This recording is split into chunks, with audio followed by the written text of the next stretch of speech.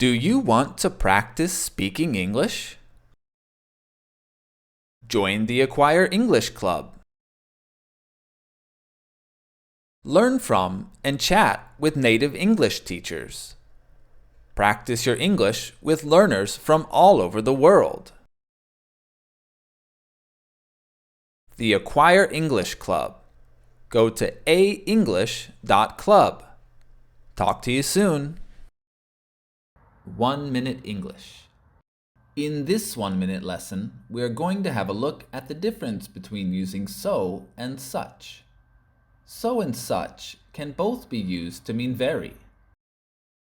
So is used with an adjective like, this place is so hot. This city is so big.